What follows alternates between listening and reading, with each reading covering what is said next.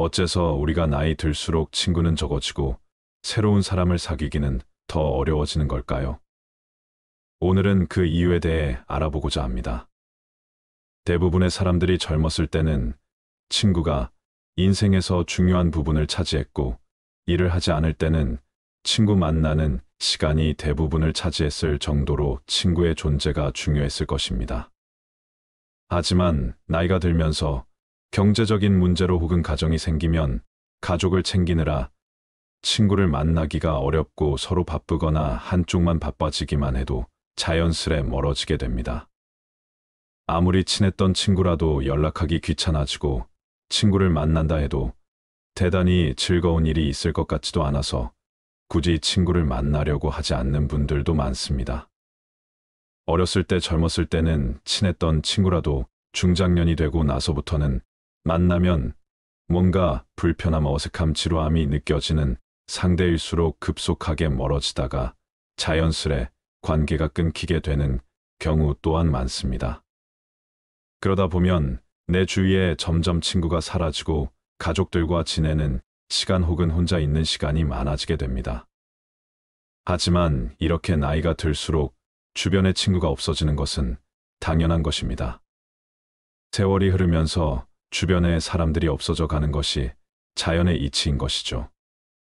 이렇게 주변 친구가 없어진다고 해서 내가 문제가 있는 건가라고 생각하실 필요는 전혀 없습니다.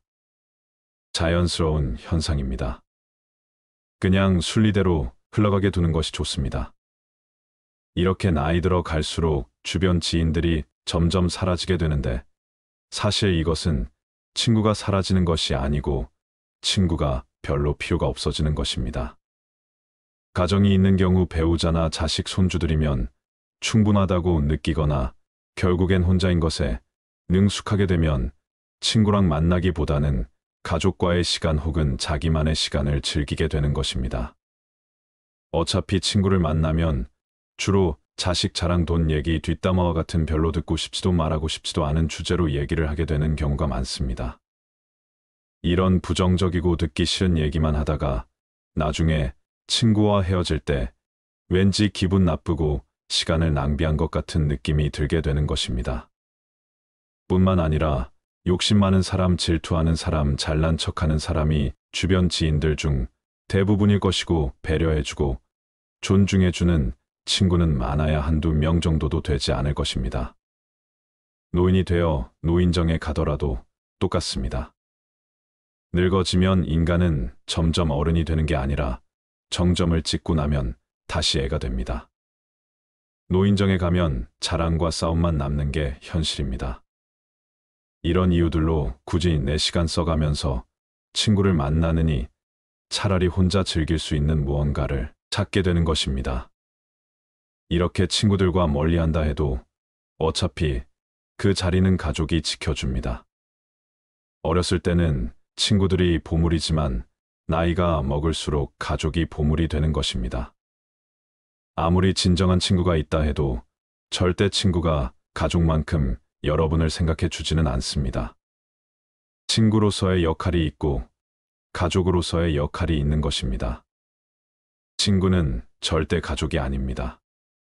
가정이 있음에도 친구들과의 의리를 생각해서 모임에 절대 빠지지 않고 참석하는 경우나 친구들과의 수량속을 자주 나가게 되면 나중에 후회하는 경우가 많습니다. 친구의 경조사에는 참석하되 평소에는 가족과 많은 시간을 보내는 것이 좋습니다. 이것은 모든 친구를 다 없애라는 말이 아닙니다. 늙어서도 친구가 필요할 때는 있을 수 있습니다. 1년에 한두 번이라도 모여서 술 한 잔 기울일 수 있는 친구 한 명이 있는 것이 삶의 질이나 인간관계 면으로도 더욱 풍성한 삶을 살 수 있게 도와줍니다. 이런 친구는 한두 명 정도만 있어도 아주 충분합니다. 필요할 때만 연락하거나 자기 자랑만 늘어놓는 친구가 아닌 내 이야기를 잘 들어주고 공감해주는 친구라면 그 친구와 가끔 만나는 것은 아주 큰 도움이 됩니다. 만나면 불편하지 않고 마음이 편한 친구들과의 관계만 유지하는 것이 좋습니다. 듣기 싫은 말을 자꾸 하거나 만나면 왠지 모르게 불편한 친구들은 자연스레 멀리해야 합니다. 이렇게 점점 나와 맞지 않는 친구와는 멀어지는 연습을 차차 해나가는 것이 좋습니다. 그렇다면 왜 어렸을 때는 그렇게 친했던 친구가 나이가 들어갈수록 점점 멀어지게 될까요? 여기에는 세 가지의 이유가 있습니다. 첫 번째는 가치관의 차이입니다. 친구와 얘기를 하다 보면 나와 맞지 않는 생각을 하는 것을 느낄 때가 종종 있을 것입니다. 특히나 나이가 들수록 오랜 세월 살면서 저마다의 가치관이 생기는데 유식한 사람이던 무식한 사람이던 가치관이 무척 뚜렷하게 형성되어 있습니다. 그런 가운데 모임이나 술자리에서 의견 충돌이 생기게 되고 그런 게 반복되어 가는 과정에서 그 친구가 조금씩 싫어지며 거리를 두게 되는 것입니다. 이렇게 가치관의 차이가 있어 거리를 두게 되는 친구들이 조금씩 늘어가면 결국엔 나와 뜻이 맞는 사람이 거의 없다는 것을 깨닫게 됩니다. 그러다 보니 점점 친구를 만나는 횟수가 줄어들게 되는 경우가 많습니다. 사람은 늙으면 성격 못 고친다. 늙으면 말이 많아진다라는 말이 있듯이 이미 오랜 세월 내재되어 온 서로의 가치관이 충돌하게 되고 상대가 자기의 주장을 너무 과하게 하게 되면 굳이 내 주장을 해봐야 싸움만 나기 때문에 억지로 친구의 말을 들어줘야 하는 상황이 생기게 됩니다. 이런 식의 만남을 반복해봐야 얘 의견을 자제하느라 속만 답답할 뿐이기에 모임이나 만남이 별로 아쉬워지지 않는 그런 상태가 되는 것입니다. 즉, 혼자가 편한 상태가 되는 것이죠. 사실 나이를 먹다 보면 친구로 지낸 기간보다 가치관이 잘 맞는지를 더 중요시하게 됩니다. 오래된 친구라고 그 기간 자체에 엄청난 의미를 부여하지 않고 친구 된 지 얼마 안 됐다고 가벼운 인간관계라고 생각하지 않는 것이 좋습니다. 이렇듯 알게 된 기간보다는 나와 가치관이 맞는 사람인지 갈등이 있어도 대화로 잘 풀어나갈 수 있는지 판단하는 것이 중요합니다. 이렇게 보면 나이 들어서 사귀는 사람이 오히려 더 잘 맞을 수도 있습니다. 현재의 환경에서 만난 사람이 비슷한 가치관을 가질 확률이 크기 때문입니다. 하지만 이렇게 오래 알던 친구의 가치관이 달라졌다고 해서 상대를 욕할 필요도 전혀 없습니다. 누구나 나이가 들어갈수록 자기만의 가치관이 생기기 마련이고 누가 맞다 틀리다를 말하는 것은 없는 것입니다. 그저 다른 것일 뿐이고 다르기 때문에 멀어지는 것 또한 자연스럽게 받아들여야 합니다. 멀어지는 인연을 두려워할 필요도 없습니다. 또한 성숙함의 정도에 따라 멀어질 수도 있습니다. 나는 이만큼 성장했는데 가끔 친구가 말하는 것을 들어보면 왜 이렇게 미성숙하게 행동할까라는 생각이 드는 경우가 있을 것입니다. 특히나 나이를 먹고도 다른 사람을 시샘하고 질투하면서 뒤에서 험담하는 것을 보면 상대가 취해 보일 수 있습니다. 또한 자기가 불행하다고 남까지 자기 수준으로 불행해지기를 바라는 모습들을 보면 나이값을 참 못한다는 생각이 들기도 합니다. 이런 사람과 관계를 끝맺음에는 망설임이 없어야 합니다. 친구와 멀어지는 두 번째 이유는 생활환경의 변화입니다. 세월이 흐른 만큼 각자가 사는 환경이 크게 달라집니다. 나이가 들어갈수록 자식이 있는 친구와 자식이 없는 친구, 성공한 친구와 가난한 친구, 수도권에 사는 친구와 지방에 사는 친구로 나뉘는 등 생활 환경이 점점 변화하게 됩니다. 결혼한 친구들은 결혼 생활에 대한 관심이 많을 테니 그와 관련한 얘기를 하고 싶은데 만약에 결혼하지 않은 친구를 만나게 되면 할 얘기가 줄어들고 오히려 아직 결혼을 못한 친구의 눈치를 보게 되는 경우가 있습니다. 또한 경제적으로 성공한 사람도 마찬가지로 가난한 친구를 만났을 때 괜히 상처가 되지 않을까 눈치를 보게 되고 서로가 가지고 있는 지식들도 다를 것이기 때문에 대화하기가 쉽지 않게 됩니다. 이렇듯 공통된 관심사가 달라지면 어렸을 때와는 다르게 대화할 거리가 많이 줄어들게 됩니다. 그리고 사는 곳이 서로 멀게 되면 자연스럽게 몸이 멀어지고 몸이 멀어지면 마음도 멀어지게 됩니다. 뿐만 아니라 만약 나는 이제 건강을 생각해 술을 끊고 등산이나 자전거 등 취미 생활을 하는데 친구는 운동도 안 하고 술만 마시자고 하게 되면 자연스럽게 관계가 멀어지게 되는 것입니다. 이렇듯 가정의 유무 경제적 차이 사는 위치 각자 가지고 있는 취미 등이 다르면 관계가 오래가지 않게 됩니다. 세상이 변하면 친구의 개념도 변하게 됩니다. 내가 좋아하는 것을 하면서 그곳에서 만난 사람들과 관심 있는 부분의 정보와 관심사를 나누며 하루하루를 보내는 일이 더욱 값진 것입니다. 이 모든 것은 자연스럽게 받아들이는 것이 좋습니다.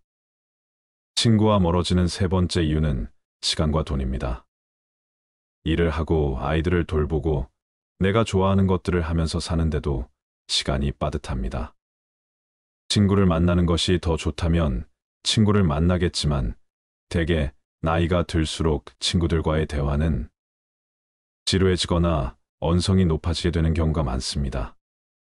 그러니 나이가 들어갈수록 굳이 내 시간을 친구 만나는 것에 쓰지 않으려는 사람이 많아지는 것입니다. 나이가 들어가니 다른 사람에게 배려라는 이름으로 맞춰주면서 만나는 많은 모임들이 어느 날부터인가 그 피곤해지는 것을 느끼는 분들이 있을 것입니다. 이런 만남을 하나 둘 자르고 그 시간을 나를 위해 쓰는 것이 더 행복해지는 방법입니다. 돈의 경우에도 마찬가지입니다. 특히나 남성의 경우 친구와 만나면 보통 술을 마시게 되는데 여기에 들어가는 돈이 결코 작지 않습니다. 술 마시는데 들어가는 비용을 온전히 나와 내 가족을 위해 쓰는 것이 더 좋다고 느껴지게 되는 것입니다. 나이가 들어갈수록 또한 삶이 무한하지 않다고 느끼기 때문에 나에게 주어진 돈과 시간을 잘 아껴서 사용하게 됩니다. 이 소중한 자원들을 별로 즐겁지 않은 친구들과의 만남을 위해 쓰려고 하지 않게 되는 것입니다. 이렇듯 친구와 멀어지는 이유는 다양하지만 이렇게 정리되는 관계는 자연의 순리이기 때문에 친구가 한 명도 없다 해도 전혀 기죽을 필요 없습니다. 오히려 이 시간을 내가 하고 싶었던 취미를 하는데 사용하고 혼자서도 잘 지내는 방법을 터득한다면 쓸데없는 인간관계에서 오는 스트레스로부터 멀어질 수 있습니다. 사실 친구에 대한 의견들은 분분합니다. 친구가 있어야 한다는 사람도 있고 필요 없다는 사람도 있지만 다 맞는 얘기입니다. 친구가 필요하고 필요 없고는 내가 어떻게 사느냐에 달려 있는 것입니다. 혼자 노는 법을 터득하지 못한 사람들은 늘 외로움을 느껴 친구를 찾지만 혼자서도 잘 즐기는 방법을 터득한 사람은 친구나 가족이 없어도 씩씩하고 행복하게 하루하루를 잘 지냅니다. 이렇게 고독을 즐길 줄 모르는 사람은 되게 나를 위한 삶이 아닌 남을 위한 삶을 살았을 가능성이 높습니다. 하지만 인생은 그리 길지 않습니다. 이제는 나를 위한 삶을 살아야 합니다. 나를 위한 삶을 살기 위해서는 나를 기죽이고 나를 불편하게 하는 사람들과의 관계를 먼저 정리해야 합니다. 친구와 멀어지는 것도 처음이 어렵지 점점 시간이 지나면 더 쉬워집니다. 10년 친구니 20년 친구니 이런 건 별로 중요한 것이 아닙니다. 10년지기 20년지기 이런 단어들에서 벗어나는 것이 좋습니다. 이 단어에 집착하다 보면 우리는 항상 오래된 친구와 잘 맞아야 하고 누구 하나 마음이 변하면 세상 큰일이 나는 것처럼 여기게 됩니다. 이런 생각들이 오히려 나 자신에게 해가 됩니다. 내가 싫어하는 행동만 골라서 하는데 스트레스를 받으면서까지 그 관계를 유지할 필요가 없는 것입니다. 이렇게 정리해 나가다 보면 자연스레 결국에는 많아야 한두 명의 친구만 남게 됩니다. 물론 친구가 아예 없을 수도 있고요. 하지만 이것은 오히려 축복입니다. 좀 더 나다운 삶을 살 수 있는 기회입니다. 친구가 있고 없고는 중요한 것이 아닙니다. 주변에 휘둘리지 않고 소신껏 인생을 살아가는 것이 좋은 방향입니다. 인연 따라 만났다 헤어지는 것이 바로 친구입니다. 우리는 친구가 없이도 행복하게 사는 법을 배워야 합니다. 친구 없이도 소소한 일상에서 행복을 느끼며 열심히 살아가는 것이 중요합니다. 그렇다면 이렇게 나이 들어도 혼자 잘 사는 사람들은 어떤 공통점이 있을까요? 첫째로 이들은 남의 눈치를 보지 않습니다. 일단 여기서 가장 중요한 마음가짐은 내가 혼자가 되었을 때 남이 나를 문제 있는 사람이라고 여기면 어떡하지와 같은 걱정을 하지 않는 것입니다. 대개 혼자인 사람들 중에 이렇게 남의 시선을 의식해 억지로라도 친구를 만드는 사람이 있습니다. 하지만 이렇게 남을 의식하게 되면 마음에도 맞지 않고 만나면 불편한데도 사람을 만나게 되고 그런 관계에서 오는 스트레스에서도 벗어날 수 없게 됩니다. 사실 남은 그렇게까지 나에게 관심을 갖지 않습니다. 혼자 지낸다고 해서 당신을 문제 있는 사람이라고 여기지도 않습니다. 그러니 괜한 걱정에서 벗어나 남의 눈치 보지 말고 내 인생을 살아가야 합니다. 두 번째는 고민을 오래 하지 않는 것입니다. 혼자서도 잘 사는 사람들은 되게 고민을 오래 하는 것이 별로 좋지 않아서 고민을 짧기만 합니다. 예를 들어 안 맞다 싶은 관계를 단칼에 끊어내거나 내가 하고 싶은 취미가 생기면 바로 시작하는 것입니다. 우리가 하는 걱정의 대부분은 실제로 일어나지 않습니다. 내가 이런 행동을 했을 때 나를 안 좋게 생각하면 어떡하지? 내가 이 취미를 시작했을 때 닥치면 어떡하지와 같은 두려움을 가진다면 아무것도 시작하지 못하게 됩니다. 하지만 혼자서도 잘 사는 사람들은 고민을 짧게 하고 바로 실행으로 옮깁니다. 마지막으로 혼자서도 잘 지내는 사람들은 인생에서 해야 할 것들이 넘쳐난다고 생각합니다. 이렇게 생각하니 친구가 없어도 하루하루 바쁘게 그리고 재밌게 사는 것입니다. 나이가 들어도 재밌게 삶을 사는 사람들은 할 게 너무나도 많다고 합니다. 예전에는 일과 가정을 챙기느라 하고 싶은 게 있어도 뒤로 미뤘다면 나이가 들수록 시간이 여유로워지기 때문에 못했던 것들을 하나하나 해보는 것입니다. 이렇게 하나씩만 해봐도 외로울 틈이 없습니다. 무언가를 배우면서 거기서 또 다양한 사람들과 얘기를 나눌 수도 있고 남은 인생을 설렘으로 살 수 있게 되는 것입니다. 이렇게 혼자만의 시간을 즐길 줄 아는 즉 고독을 즐기는 사람들이 인생을 행복하게 살 수 있습니다. 이러면 자존감도 높아지고 끌려다니는 인생이 아닌 주체적인 인생을 살아나갈 수 있습니다. 우리는 혼자여서 외로워하는 것이 아니라 혼자인 것에 감사해야 합니다. 산책을 하다 집 주변의 작은 공원에서 풀벌레의 소리가 들릴 때면 내 청력이 좋음에 감사하고 빛나는 햇살이 내 얼굴을 비출 때면 따스한 햇살을 느낄 수 있음에 감사하는 것입니다. 이외에도 하루를 살다 보면 감사할 일이 참으로 많습니다. 맛있는 음식을 차려 먹을 수 있음에 감사하고 뒤를 보고 한바탕 웃을 수 있음에 감사해야 합니다. 이렇게 감사하는 마음은 놀라운 효과가 있습니다. 감사하는 마음을 갖는 습관은 스트레스를 줄여주고 우울증 부정적인 감정에서 빨리 벗어나게끔 도와줍니다. 감사하는 마음을 습관으로 만들면 잠도 더 잘하고 피로감이 낮아짐은 물론 심장 질환의 위험이 줄어든다는 연구 결과도 있습니다. 이렇게 감사하는 습관을 만드는 방법들이 있습니다. 첫째는 작은 것에서 감사함을 느끼는 것입니다. 감사하는 마음은 전혀 아낄 필요가 없습니다. 오늘 날씨가 화창한 것에 감사하고 내가 생각했던 것보다 음식이 맛있게 된 것에 감사해야 하는 등의 사소한 것들에 감사하는 일들을 찾으면 좋습니다. 두 번째는 명상을 하는 것입니다. 가만히 앉아 눈을 감고 오늘 있었던 일 중에서 감사할 만한 일 3가지 정도를 생각해 보는 것입니다. 이때 주의해야 할 것은 감사한 일을 떠올림과 동시에 그것을 감사했을 때 느껴지는 감정을 오롯이 느끼는 것입니다. 이렇게 직접적으로 시간을 내서 명상을 하게 되면 더더욱 감사의 효과가 극대화됩니다. 마지막으로 감사 일기를 쓰는 것입니다. 일기를 쓴다고 해서 거창하게 길게 쓸 필요는 없습니다. 오늘 하루 중 감사했던 것들 두세 가지 정도만 그냥 종이에 쓰는 것입니다. 핸드폰에 있는 메모장에 써도 좋습니다. 이렇듯 감사와 함께하는 삶을 살 수 있다면 삶의 질이 훨씬 올라갈 것입니다. 이것들을 아직 안 해보신 분들은 꼭 하루만이라도 해보셨으면 좋겠습니다. 오늘은 나이를 먹어도 친구가 필요 없는 이유, 그리고 남에게 휘둘리지 않고 내 인생을 주체적으로 살아가는 법에 대해 이야기를 드렸습니다.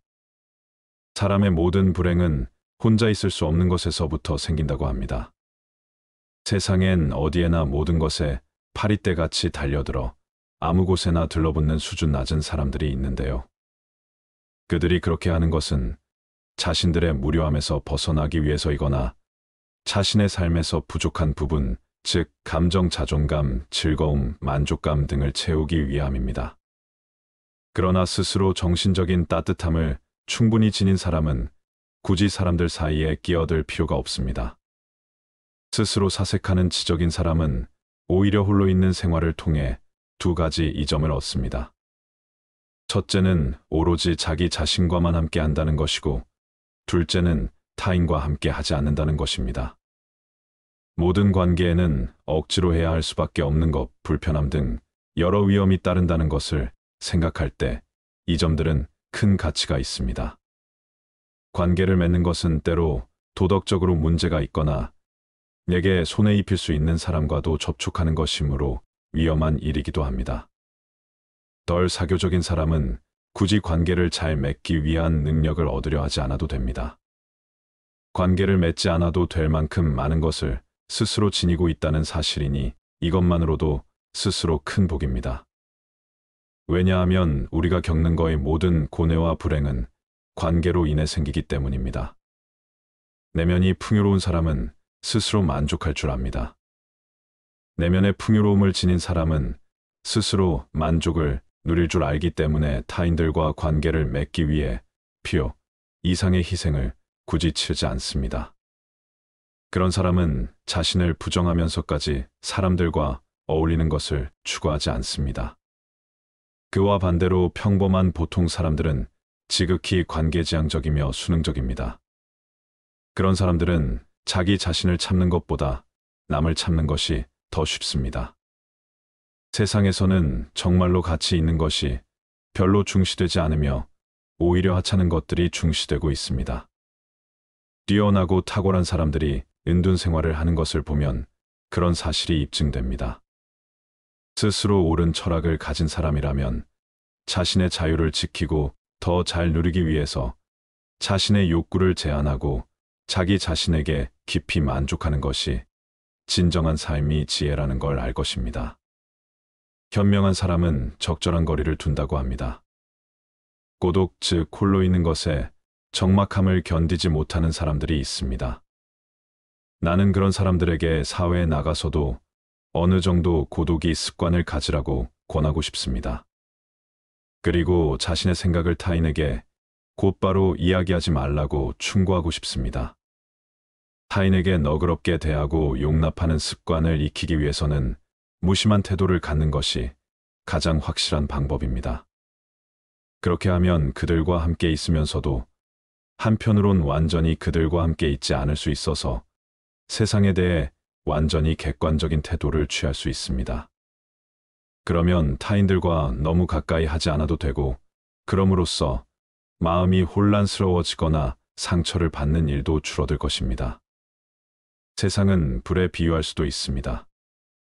현명한 사람은 불을 줄 때 적절한 거리를 두고 하지만 어리석은 사람은 손을 불에 직접 집어넣어 화상을 입은 다음에야 고독이라는 차가운 곳으로 도망쳐 손이 타고 있다고 한탄합니다. 외적인 빈곤함은 내적인 빈곤으로부터 시작됩니다. 사람은 자신의 궁핍을 극복해낸 후에도 여전히 궁핍함으로 어려움을 겪는 다른 사람들처럼 곧 다시 불행함을 느낍니다. 그건 바로 내면의 공허함과 의식의 빈약함, 정신의 빈곤함 때문이며, 그렇기 때문에 사람은 자신과 비슷한 부류의 사람들과 계속 어울리게 됩니다. 결국 유유상종이 되는 것입니다. 사람들은 외적인 자극을 통해 내적인 만족을 획득하려고 노력하지만 그래봐야 소용없습니다. 내적으로 궁핍한 것이 결국 외적인 궁핍도 초래하는 것입니다.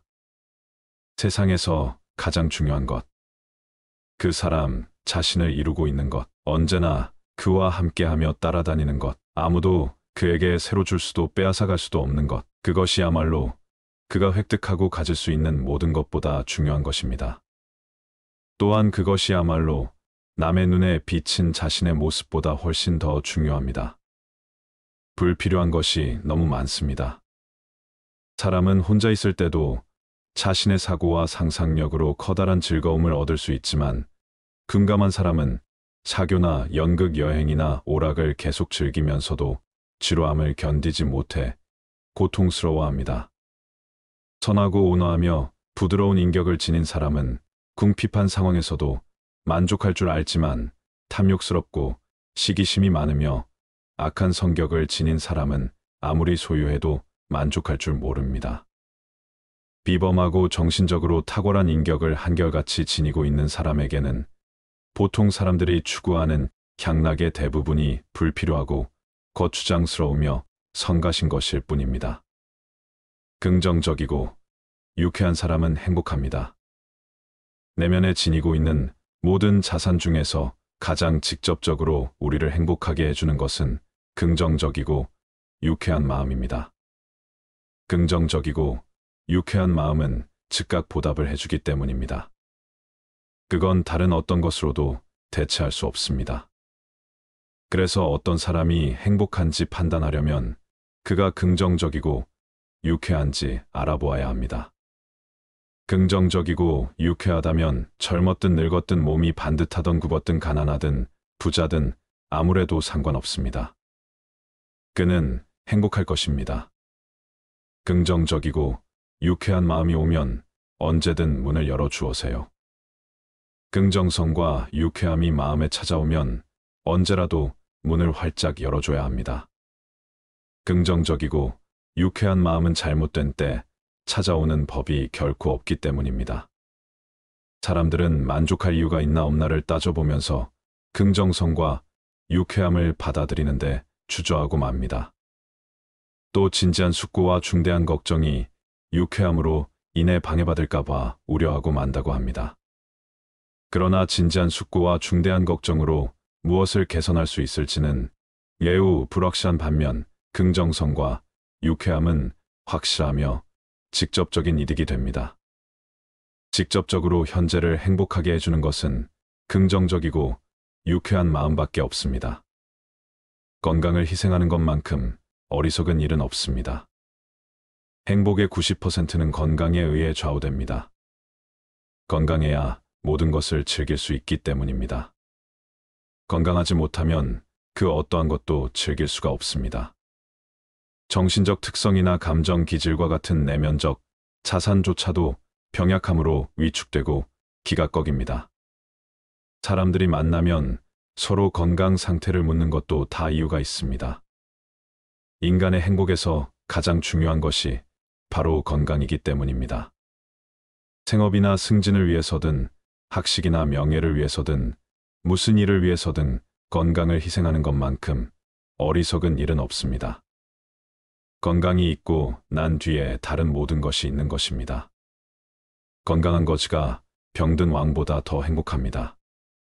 건강은 외적인 어떤 것보다 훨씬 중요하므로 건강한 거지가 병든 왕보다 더 행복하다고 할 수 있습니다. 완벽한 건강과 조화로운 신체에서 비롯되는 차분하고 낙천적인 기질 올바름, 분별력 온건한 의지, 그리고 정의로운 양심 이런 것은 어떠한 지위나 물질로도 대신할 수 없는 최고의 장점입니다. 아는 만큼만 볼 수 있습니다. 아무도 자신을 넘어서는 볼 수 없습니다. 누구나 자신의 정신 수준에 따라서만 타인을 파악하고 이해할 수 있습니다. 그런데 그 정신 수준이 매우 저급한 종류의 것이라면 어떤 현인도 그에게 영향을 미치지 못할 것입니다. 그런 사람은 위대한 현인에게서 그 사람의 가장 부족한 것, 그가 지닌 모든 약점, 기질과 성격의 결함밖에 감지하지 못해 그 사람을 그런 인물로 판단할 것입니다. 장님에게는 색이 존재하지 않는 것처럼 자신에게는 그 사람이 지닌 좀 더 높은 정신적 재능이 존재하지 않는 것입니다. 무릇 정신이란 그것을 갖지 않은 사람에게는 보이지 않는 법입니다. 행복은 타인의 판단에 좌우되지 않습니다. 타인에게서 존경을 받는 삶이 궁극적인 목표라면 그 인생은 안타깝지만 너무나 어리석다고 할 수 있습니다. 타인의 판단을 너무 중요시하는 것은 지나친 망상입니다. 이러한 망상은 우리의 본성에도 뿌리박고 있지만 사회와 문명의 변화 속에서도 생겨났을 것입니다. 그러한 망상은 우리의 행위 전체에 엄청난 영향을 미치고 우리의 행복에 해로운 영향을 미칩니다. 남들이 뭐라고 할 것인가의 노예가 되어 시종 불안에 사로잡혀 살게 되기 때문입니다. 행복은 자기 자신에게 만족하는 사람의 것. 자기 자신에게 만족하고 자기 자신이 전부여서 나는 모든 재산을 몸에 지니고 다닌다고 말할 수 있다면 그것이야말로 가장 확실하고 유일한 행복일 것입니다. 따라서 행복이란 자기 자신에게 만족하는 사람의 것이다라는 아리스토텔레스의 말을 자주 되뇌일 필요가 있습니다. 왜냐하면 세상 속에서는 온갖 어려움과 경쟁 위험과 불쾌한 일들을 피할 수 없는데 그 속에서 조금이나마 안심하고 의지할 수 있는 것은 자기 자신밖에 없기 때문입니다. 모든 분들의 행복한 여생을 응원합니다.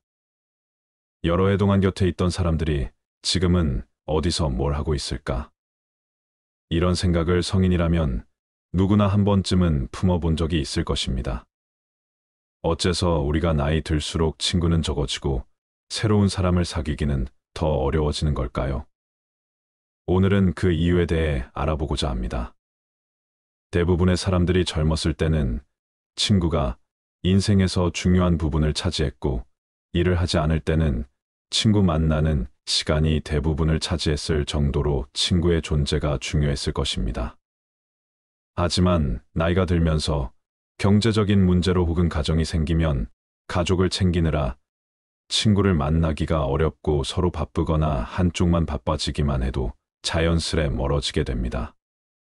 아무리 친했던 친구라도 연락하기 귀찮아지고 친구를 만난다 해도 대단히 즐거운 일이 있을 것 같지도 않아서 굳이 친구를 만나려고 하지 않는 분들도 많습니다.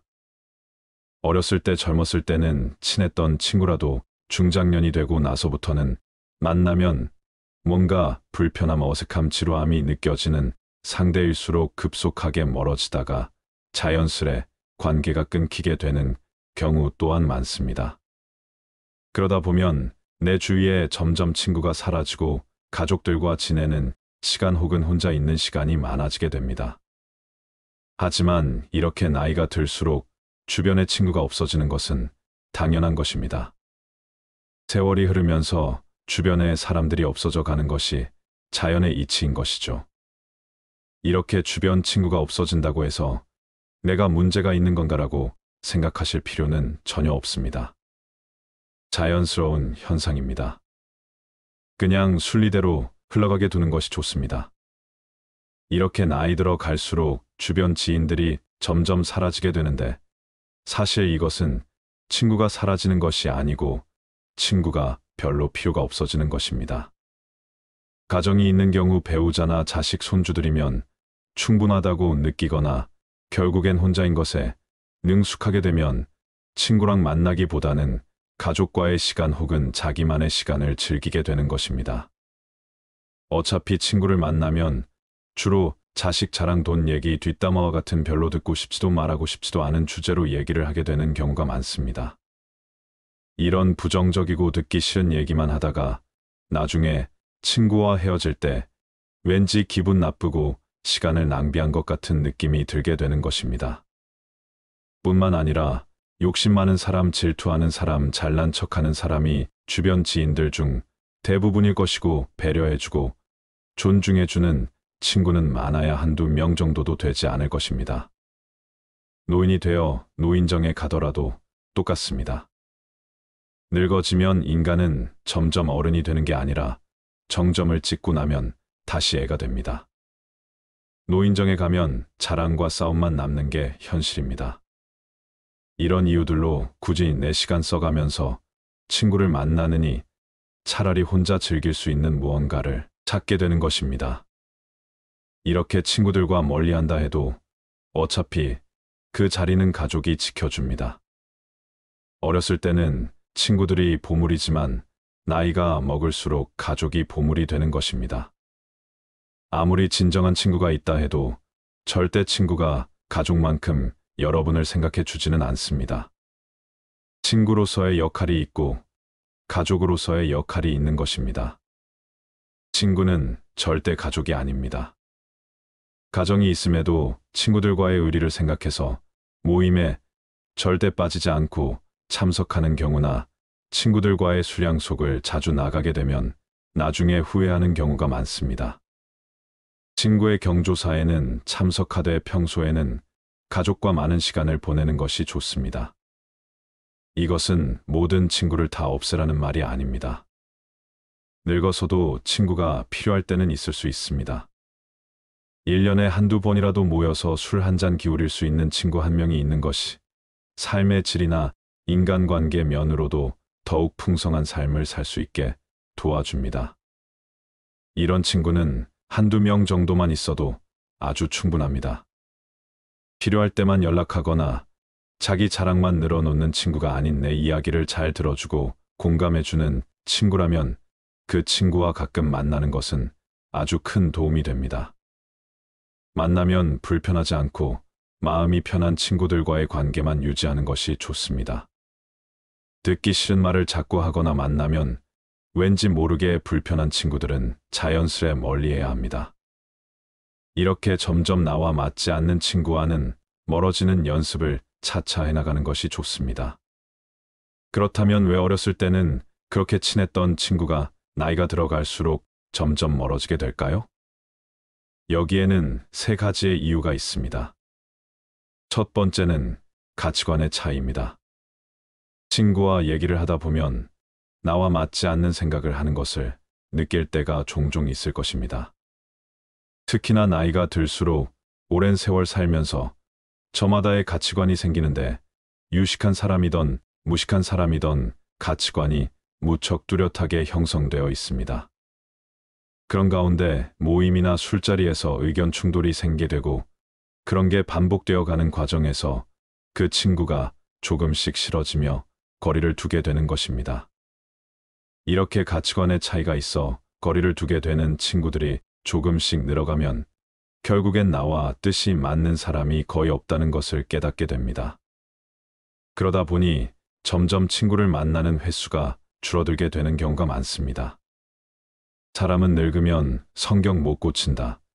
늙으면 말이 많아진다라는 말이 있듯이 이미 오랜 세월 내재되어 온 서로의 가치관이 충돌하게 되고 상대가 자기의 주장을 너무 과하게 하게 되면 굳이 내 주장을 해봐야 싸움만 나기 때문에 억지로 친구의 말을 들어줘야 하는 상황이 생기게 됩니다. 이런 식의 만남을 반복해봐야 얘 의견을 자제하느라 속만 답답할 뿐이기에 모임이나 만남이 별로 아쉬워지지 않는 그런 상태가 되는 것입니다. 즉, 혼자가 편한 상태가 되는 것이죠. 사실 나이를 먹다 보면 친구로 지낸 기간보다 가치관이 잘 맞는지를 더 중요시하게 됩니다. 오래된 친구라고 그 기간 자체에 엄청난 의미를 부여하지 않고 친구 된 지 얼마 안 됐다고 가벼운 인간관계라고 생각하지 않는 것이 좋습니다. 이렇듯 알게 된 기간보다는 나와 가치관이 맞는 사람인지 갈등이 있어도 대화로 잘 풀어나갈 수 있는지 판단하는 것이 중요합니다. 이렇게 보면 나이 들어서 사귀는 사람이 오히려 더 잘 맞을 수도 있습니다. 현재의 환경에서 만난 사람이 비슷한 가치관을 가질 확률이 크기 때문입니다. 하지만 이렇게 오래 알던 친구의 가치관이 달라졌다고 해서 상대를 욕할 필요도 전혀 없습니다. 누구나 나이가 들어갈수록 자기만의 가치관이 생기기 마련이고 누가 맞다 틀리다를 말하는 것은 없는 것입니다. 그저 다른 것일 뿐이고 다르기 때문에 멀어지는 것 또한 자연스럽게 받아들여야 합니다. 멀어지는 인연을 두려워할 필요도 없습니다. 또한 성숙함의 정도에 따라 멀어질 수도 있습니다. 나는 이만큼 성장했는데 가끔 친구가 말하는 것을 들어보면 왜 이렇게 미성숙하게 행동할까라는 생각이 드는 경우가 있을 것입니다. 특히나 나이를 먹고도 다른 사람을 시샘하고 시기 질투하면서 뒤에서 험담하는 것을 보면 상대가 취해 보일 수 있습니다. 또한 자기가 불행하다고 남까지 자기 수준으로 불행해지기를 바라는 모습들을 보면 나이값을 참 못한다는 생각이 들기도 합니다. 이런 사람과 관계를 끝맺음에는 망설임이 없어야 합니다. 친구와 멀어지는 두 번째 이유는 생활환경의 변화입니다. 세월이 흐른 만큼 각자가 사는 환경이 크게 달라집니다.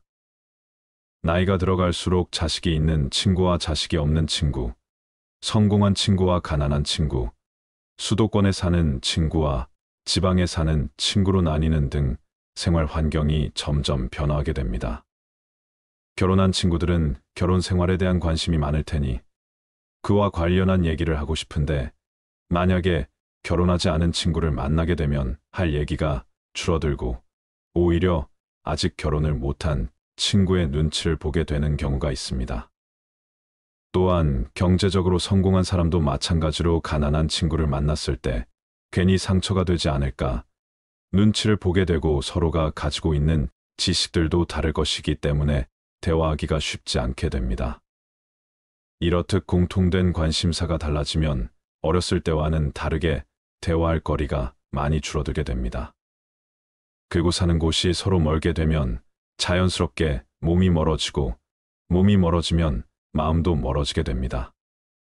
뿐만 아니라 만약 나는 이제 건강을 생각해 술을 끊고 등산이나 자전거 등 취미 생활을 하는데 친구는 운동도 안 하고 술만 마시자고 하게 되면 자연스럽게 관계가 멀어지게 되는 것입니다. 이렇듯 가정의 유무 경제적 차이 사는 위치 각자 가지고 있는 취미 등이 다르면 관계가 오래가지 않게 됩니다. 세상이 변하면 친구의 개념도 변하게 됩니다. 내가 좋아하는 것을 하면서 그곳에서 만난 사람들과 관심 있는 부분의 정보와 관심사를 나누며 하루하루를 보내는 일이 더욱 값진 것입니다. 이 모든 것은 자연스럽게 받아들이는 것이 좋습니다. 친구와 멀어지는 세 번째 이유는 시간과 돈입니다. 일을 하고 아이들을 돌보고 내가 좋아하는 것들을 하면서 사는데도 시간이 빠듯합니다. 친구를 만나는 것이 더 좋다면 친구를 만나겠지만 대개 나이가 들수록 친구들과의 대화는 지루해지거나 언성이 높아지게 되는 경우가 많습니다. 그러니 나이가 들어갈수록 굳이 내 시간을 친구 만나는 것에 쓰지 않으려는 사람이 많아지는 것입니다. 나이가 들어가니 다른 사람에게 배려라는 이름으로 맞춰주면서 만나는 많은 모임들이 어느 날부터인가 그 피곤해지는 것을 느끼는 분들이 있을 것입니다. 이런 만남을 하나 둘 자르고 그 시간을 나를 위해 쓰는 것이 더 행복해지는 방법입니다. 돈의 경우에도 마찬가지입니다. 특히나 남성의 경우 친구와 만나면 보통 술을 마시게 되는데 여기에 들어가는 돈이 결코 작지 않습니다. 술 마시는데 들어가는 비용을 온전히 나와 내 가족을 위해 쓰는 것이 더 좋다고 느껴지게 되는 것입니다. 나이가 들어갈수록 또한 삶이 무한하지 않다고 느끼기 때문에 나에게 주어진 돈과 시간을 잘 아껴서 사용하게 됩니다. 이 소중한 자원들을 별로 즐겁지 않은 친구들과의 만남을 위해 쓰려고 하지 않게 되는 것입니다. 이렇듯 친구와 멀어지는 이유는 다양하지만 이렇게 정리되는 관계는 자연의 순리이기 때문에 친구가 한 명도 없다 해도 전혀 기죽을 필요 없습니다. 오히려 이 시간을 내가 하고 싶었던 취미를 하는데 사용하고 혼자서도 잘 지내는 방법을 터득한다면 쓸데없는 인간관계에서 오는 스트레스로부터 멀어질 수 있습니다. 사실 친구에 대한 의견들은 분분합니다. 친구가 있어야 한다는 사람도 있고 필요 없다는 사람도 있지만 다 맞는 얘기입니다. 친구가 필요하고 필요 없고는 내가 어떻게 사느냐에 달려 있는 것입니다. 혼자 노는 법을 터득하지 못한 사람들은 늘 외로움을 느껴 친구를 찾지만 혼자서도 잘 즐기는 방법을 터득한 사람은 친구나 가족이 없어도 씩씩하고 행복하게 하루하루를 잘 지냅니다. 이렇게 고독을 즐길 줄 모르는 사람은 되게 나를 위한 삶이 아닌 남을 위한 삶을 살았을 가능성이 높습니다. 하지만 인생은 그리 길지 않습니다. 이제는 나를 위한 삶을 살아야 합니다. 나를 위한 삶을 살기 위해서는 나를 기죽이고 나를 불편하게 하는 사람들과의 관계를 먼저 정리해야 합니다. 친구와 멀어지는 것도 처음이 어렵지 점점 시간이 지나면 더 쉬워집니다. 10년 친구니 20년 친구니 이런 건 별로 중요한 것이 아닙니다. 10년지기 20년지기 이런 단어들에서 벗어나는 것이 좋습니다. 이 단어에 집착하다 보면 우리는 항상 오래된 친구와 잘 맞아야 하고 누구 하나 마음이 변하면 세상 큰일이 나는 것처럼 여기게 됩니다. 이런 생각들이 오히려 나 자신에게 해가 됩니다. 내가 싫어하는 행동만 골라서 하는데 스트레스를 받으면서까지 그 관계를 유지할 필요가 없는 것입니다. 이렇게 정리해 나가다 보면 자연스레 결국에는 많아야 한두 명의 친구만 남게 됩니다. 물론 친구가 아예 없을 수도 있고요. 하지만 이것은 오히려 축복입니다. 좀 더 나다운 삶을 살 수 있는 기회입니다. 친구가 있고 없고는 중요한 것이 아닙니다. 주변에 휘둘리지 않고 소신껏 인생을 살아가는 것이 좋은 방향입니다. 인연 따라 만났다 헤어지는 것이 바로 친구입니다. 우리는 친구가 없이도 행복하게 사는 법을 배워야 합니다. 친구 없이도 소소한 일상에서 행복을 느끼며 열심히 살아가는 것이 중요합니다. 그렇다면 이렇게 나이 들어도 혼자 잘 사는 사람들은 어떤 공통점이 있을까요? 첫째로 이들은 남의 눈치를 보지 않습니다. 일단 여기서 가장 중요한 마음가짐은 내가 혼자가 되었을 때 남이 나를 문제 있는 사람이라고 여기면 어떡하지와 같은 걱정을 하지 않는 것입니다. 대개 혼자인 사람들 중에 이렇게 남의 시선을 의식해 억지로라도 친구를 만드는 사람이 있습니다. 하지만 이렇게 남을 의식하게 되면 마음에도 맞지 않고 만나면 불편한데도 사람을 만나게 되고 그런 관계에서 오는 스트레스에서도 벗어날 수 없게 됩니다. 사실 남은 그렇게까지 나에게 관심을 갖지 않습니다. 혼자 지낸다고 해서 당신을 문제 있는 사람이라고 여기지도 않습니다. 그러니 괜한 걱정에서 벗어나 남의 눈치 보지 말고 내 인생을 살아가야 합니다. 두 번째는 고민을 오래 하지 않는 것입니다. 혼자서도 잘 사는 사람들은 되게 고민을 오래 하는 것이 별로 좋지 않아서 고민을 짧기만 합니다. 예를 들어 안 맞다 싶은 관계를 단칼에 끊어내거나 내가 하고 싶은 취미가 생기면 바로 시작하는 것입니다. 우리가 하는 걱정의 대부분은 실제로 일어나지 않습니다. 내가 이런 행동을 했을 때 나를 안 좋게 생각하면 어떡하지? 내가 이 취미를 시작했을 때 닥치면 어떡하지와 같은 두려움을 가진다면 아무것도 시작하지 못하게 됩니다. 하지만 혼자서도 잘 사는 사람들은 고민을 짧게 하고 바로 실행으로 옮깁니다. 마지막으로 혼자서도 잘 지내는 사람들은 인생에서 해야 할 것들이 넘쳐난다고 생각합니다. 이렇게 생각하니 친구가 없어도 하루하루 바쁘게 그리고 재밌게 사는 것입니다. 나이가 들어도 재밌게 삶을 사는 사람들은 할 게 너무나도 많다고 합니다. 예전에는 일과 가정을 챙기느라 하고 싶은 게 있어도 뒤로 미뤘다면 나이가 들수록 시간이 여유로워지기 때문에 못했던 것들을 하나하나 해보는 것입니다. 이렇게 하나씩만 해봐도 외로울 틈이 없습니다. 무언가를 배우면서 거기서 또 다양한 사람들과 얘기를 나눌 수도 있고 남은 인생을 설렘으로 살 수 있게 되는 것입니다. 이렇게 혼자만의 시간을 즐길 줄 아는 즉 고독을 즐기는 사람들이 인생을 행복하게 살 수 있습니다. 이러면 자존감도 높아지고 끌려다니는 인생이 아닌 주체적인 인생을 살아나갈 수 있습니다. 우리는 혼자여서 외로워하는 것이 아니라 혼자인 것에 감사해야 합니다. 산책을 하다 집 주변의 작은 공원에서 풀벌레의 소리가 들릴 때면 내 청력이 좋음에 감사하고 빛나는 햇살이 내 얼굴을 비출 때면 따스한 햇살을 느낄 수 있음에 감사하는 것입니다. 이외에도 하루를 살다 보면 감사할 일이 참으로 많습니다. 맛있는 음식을 차려 먹을 수 있음에 감사하고 뒤를 보고 한바탕 웃을 수 있음에 감사해야 합니다. 이렇게 감사하는 마음은 놀라운 효과가 있습니다. 감사하는 마음을 갖는 습관은 스트레스를 줄여주고 우울증 부정적인 감정에서 빨리 벗어나게끔 도와줍니다. 감사하는 마음을 습관으로 만들면 잠도 더 잘하고 피로감이 낮아짐은 물론 심장 질환의 위험이 줄어든다는 연구 결과도 있습니다. 이렇게 감사하는 습관을 만드는 방법들이 있습니다. 첫째는 작은 것에서 감사함을 느끼는 것입니다. 감사하는 마음은 전혀 아낄 필요가 없습니다. 오늘 날씨가 화창한 것에 감사하고 내가 생각했던 것보다 음식이 맛있게 된 것에 감사해야 하는 등의 사소한 것들에 감사하는 일들을 찾으면 좋습니다. 두 번째는 명상을 하는 것입니다. 가만히 앉아 눈을 감고 오늘 있었던 일 중에서 감사할 만한 일 3가지 정도를 생각해 보는 것입니다.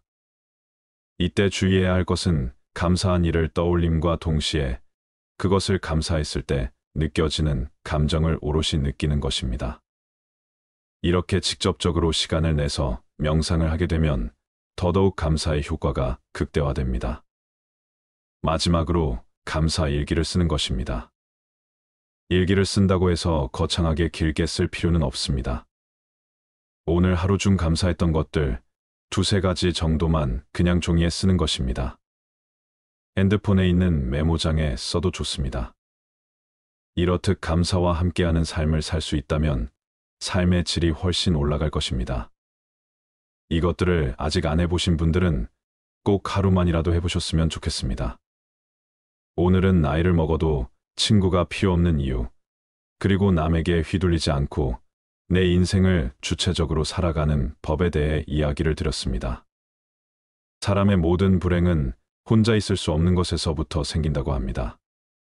세상엔 어디에나 모든 것에 파리떼같이 달려들어 아무 곳에나 들러붙는 수준 낮은 사람들이 있는데요.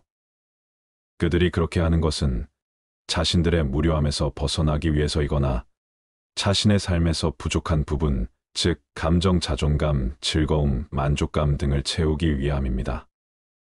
그러나 스스로 정신적인 따뜻함을 충분히 지닌 사람은 굳이 사람들 사이에 끼어들 필요가 없습니다. 스스로 사색하는 지적인 사람은 오히려 홀로 있는 생활을 통해 2가지 이점을 얻습니다. 첫째는 오로지 자기 자신과만 함께 한다는 것이고, 둘째는 타인과 함께 하지 않는다는 것입니다. 모든 관계에는 억지로 해야 할 수밖에 없는 것, 불편함 등 여러 위험이 따른다는 것을 생각할 때 이 점들은 큰 가치가 있습니다. 관계를 맺는 것은 때로 도덕적으로 문제가 있거나 내게 손해 입힐 수 있는 사람과도 접촉하는 것이므로 위험한 일이기도 합니다. 덜 사교적인 사람은 굳이 관계를 잘 맺기 위한 능력을 얻으려 하지 않아도 됩니다. 관계를 맺지 않아도 될 만큼 많은 것을 스스로 지니고 있다는 사실이니 이것만으로도 스스로 큰 복입니다. 왜냐하면 우리가 겪는 거의 모든 고뇌와 불행은 관계로 인해 생기기 때문입니다. 내면이 풍요로운 사람은 스스로 만족할 줄 압니다. 내면의 풍요로움을 지닌 사람은 스스로 만족을 누릴 줄 알기 때문에 타인들과 관계를 맺기 위해 필요 이상의 희생을 굳이 치르지 않습니다. 그런 사람은 자신을 부정하면서까지 사람들과 어울리는 것을 추구하지 않습니다. 그와 반대로 평범한 보통 사람들은 지극히 관계지향적이며 수능적입니다. 그런 사람들은 자기 자신을 참는 것보다 남을 참는 것이 더 쉽습니다. 세상에서는 정말로 가치 있는 것이 별로 중시되지 않으며 오히려 하찮은 것들이 중시되고 있습니다. 뛰어나고 탁월한 사람들이 은둔 생활을 하는 것을 보면 그런 사실이 입증됩니다. 스스로 옳은 철학을 가진 사람이라면 자신의 자유를 지키고 더 잘 누리기 위해서 자신의 욕구를 제한하고 자기 자신에게 깊이 만족하는 것이 진정한 삶이 지혜라는 걸 알 것입니다. 현명한 사람은 적절한 거리를 둔다고 합니다. 고독, 즉 홀로 있는 것에 적막함을 견디지 못하는 사람들이 있습니다. 나는 그런 사람들에게 사회에 나가서도 어느 정도 고독이 습관을 가지라고 권하고 싶습니다. 그리고 자신의 생각을 타인에게 곧바로 이야기하지 말라고 충고하고 싶습니다. 타인에게 너그럽게 대하고 용납하는 습관을 익히기 위해서는 무심한 태도를 갖는 것이 가장 확실한 방법입니다. 그렇게 하면 그들과 함께 있으면서도 한편으론 완전히 그들과 함께 있지 않을 수 있어서 세상에 대해 완전히 객관적인 태도를 취할 수 있습니다. 그러면 타인들과 너무 가까이 하지 않아도 되고, 그럼으로써 마음이 혼란스러워지거나 상처를 받는 일도 줄어들 것입니다. 세상은 불에 비유할 수도 있습니다.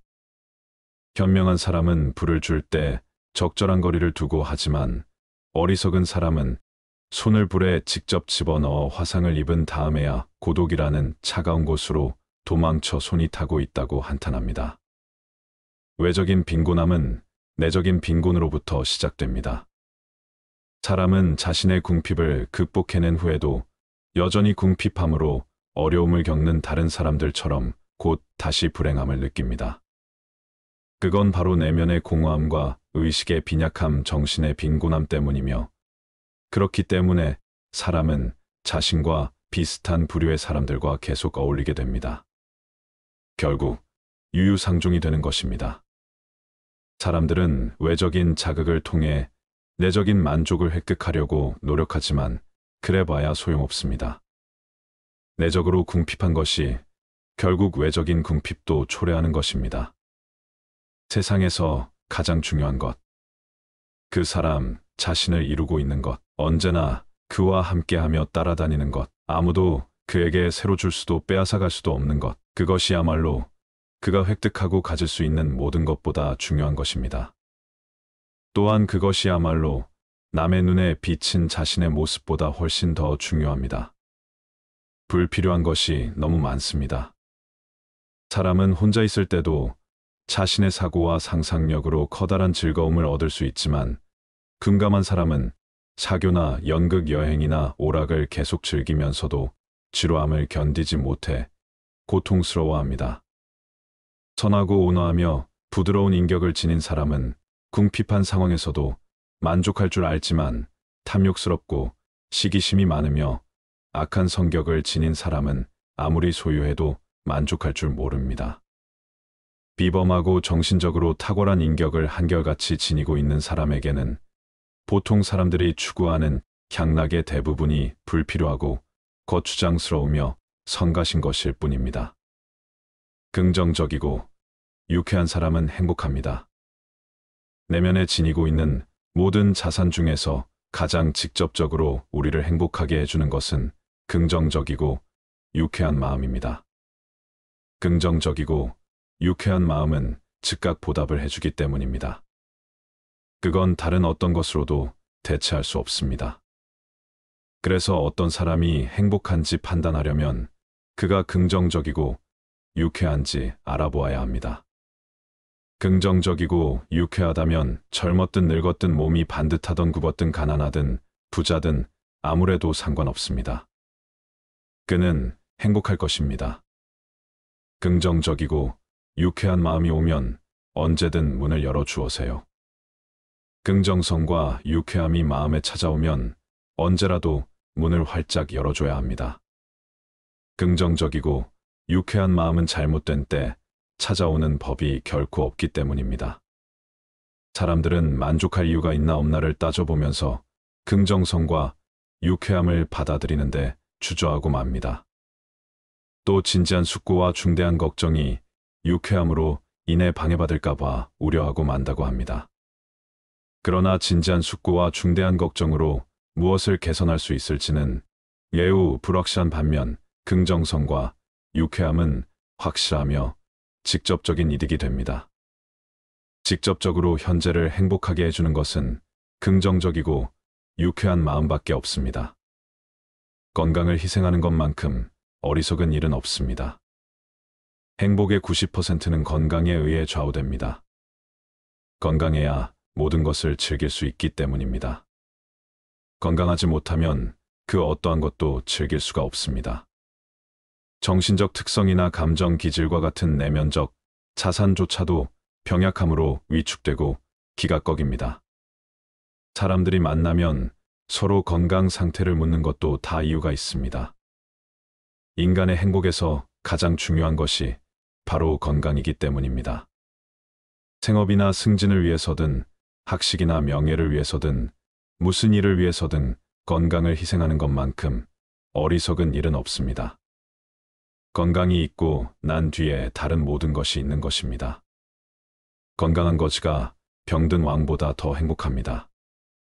건강은 외적인 어떤 것보다 훨씬 중요하므로 건강한 거지가 병든 왕보다 더 행복하다고 할 수 있습니다. 완벽한 건강과 조화로운 신체에서 비롯되는 차분하고 낙천적인 기질, 올바름, 분별력, 온건한 의지, 그리고 정의로운 양심, 이런 것은 어떠한 지위나 물질로도 대신할 수 없는 최고의 장점입니다. 아는 만큼만 볼 수 있습니다. 아무도 자신을 넘어서는 볼 수 없습니다. 누구나 자신의 정신 수준에 따라서만 타인을 파악하고 이해할 수 있습니다. 그런데 그 정신 수준이 매우 저급한 종류의 것이라면 어떤 현인도 그에게 영향을 미치지 못할 것입니다.